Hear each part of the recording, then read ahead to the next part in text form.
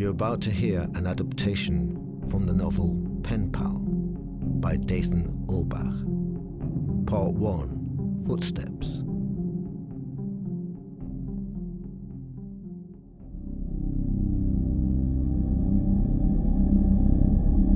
This story is long, so I apologize for that.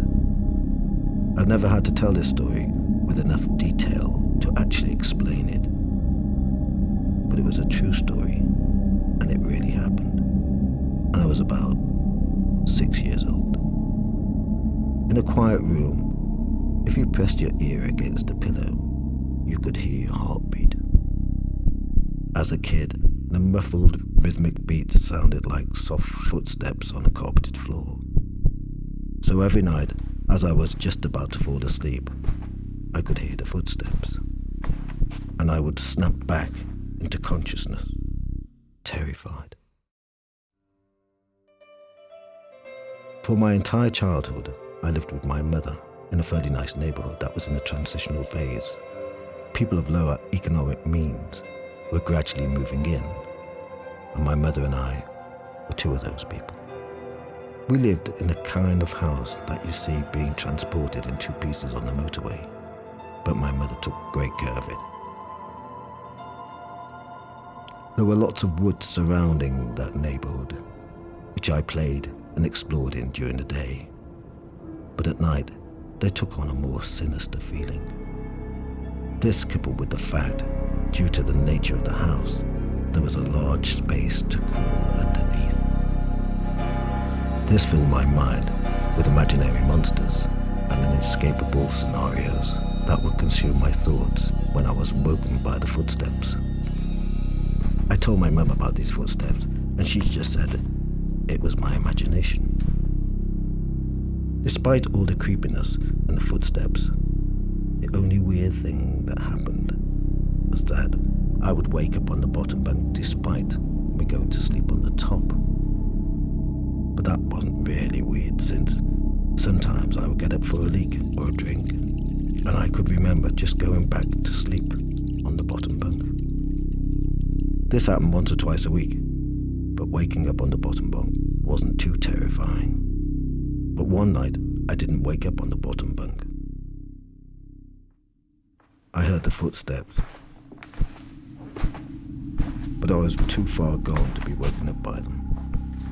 Still, I woke up, but it wasn't from the sound of the footsteps or a nightmare.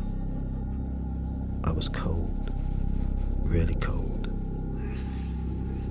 When I opened my eyes, I saw stars. I was in the woods. I sat up immediately and tried to figure out what was going on. I thought I was dreaming, but it didn't seem to be quite right. Nor being in the woods. There was a deflated pool float right in front of me. One of those ones that was shaped like a shark. This only added to a surreal feeling. And after a while, it seemed like I wasn't going to wake up because I wasn't asleep after all. I stood up to orientate myself, but I didn't recognize these woods. I played in the woods by the house all the time, so I knew them really well. But if these weren't the same woods, then how could I even get out? I took a hesitant step. That felt a shooting pain in my foot, which knocked me back.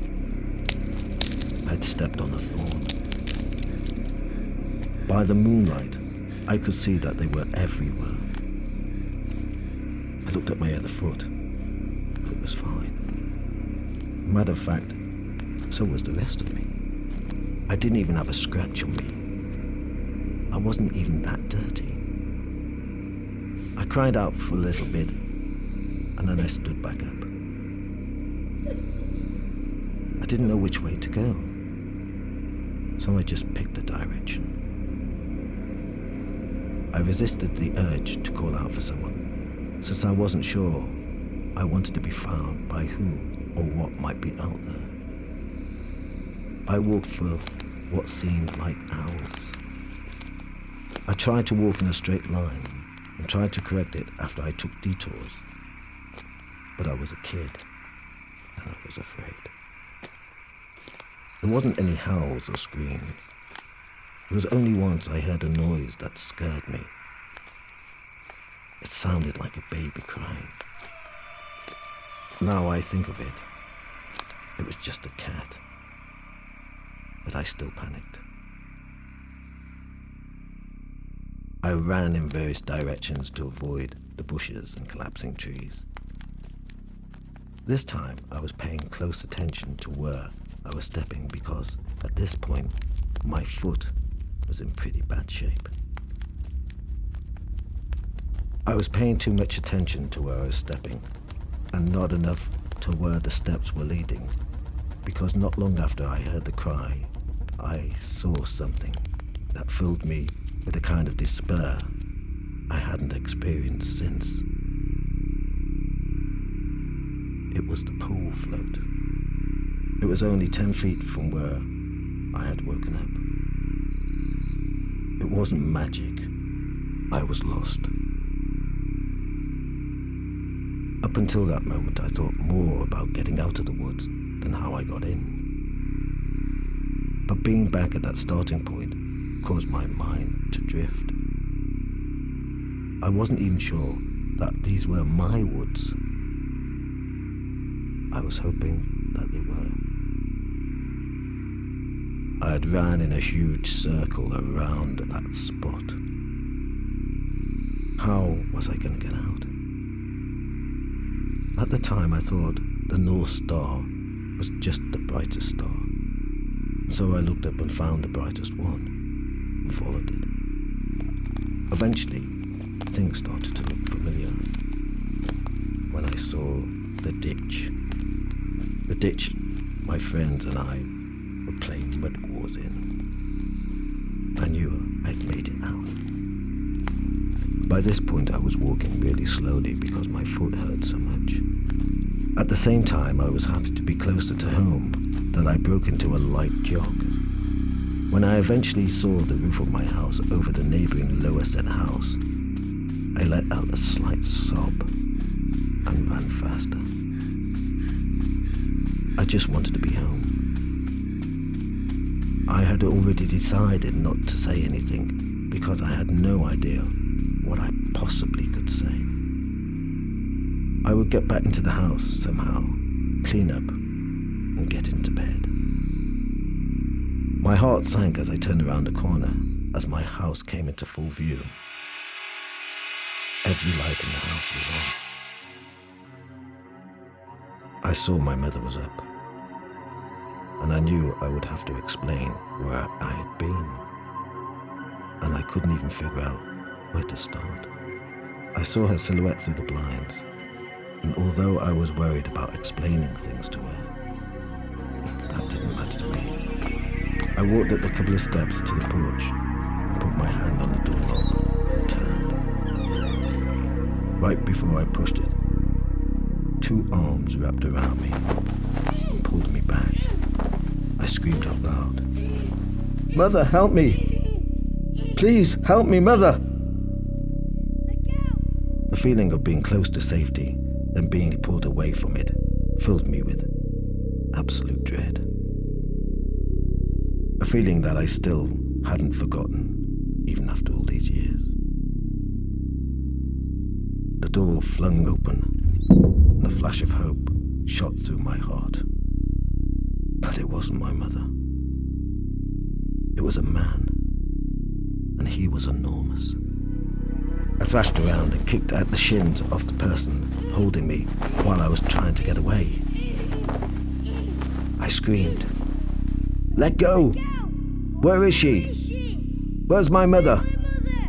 What did you do with her?" As my throat was stinging from screaming, I drew in another breath and became aware of the sound that had been present for longer than I perceived it. "Honey, please calm down. I've got you." It sounded like my mother. The arms holding me loosened and set me down. As this man approached me, blocking out the porch light with his head, I noticed his clothing. He was a policeman. I turned my face to the direction of the soothing voice and saw that indeed it was my mother.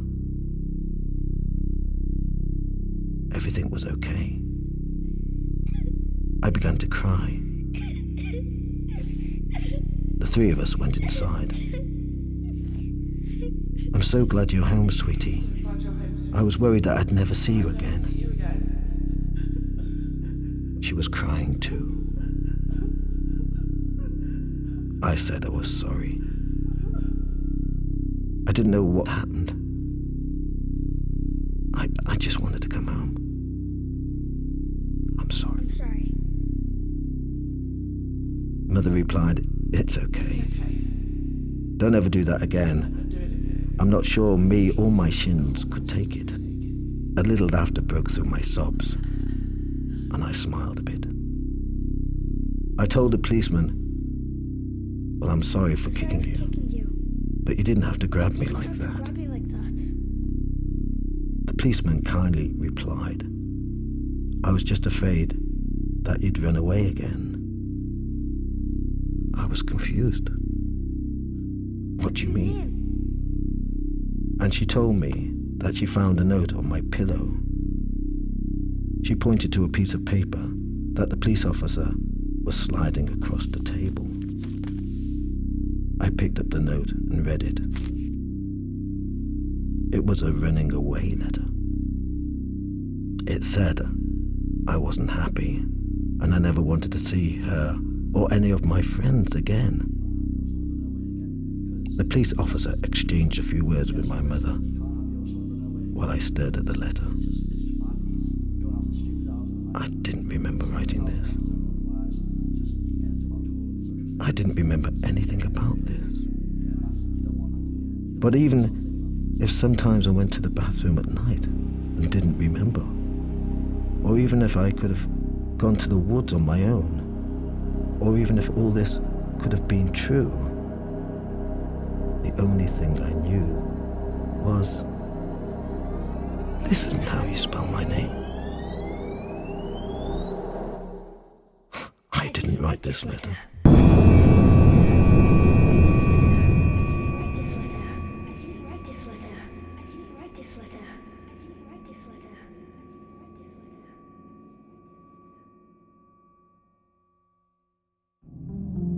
You've been listening to David Knopov as Dathan, James Mackinnon as young Dathan, Ellen McGovern as Mother, Sam Hepworth as the policeman. Produced by Reginaldo, Sequeira and Sam Hepworth.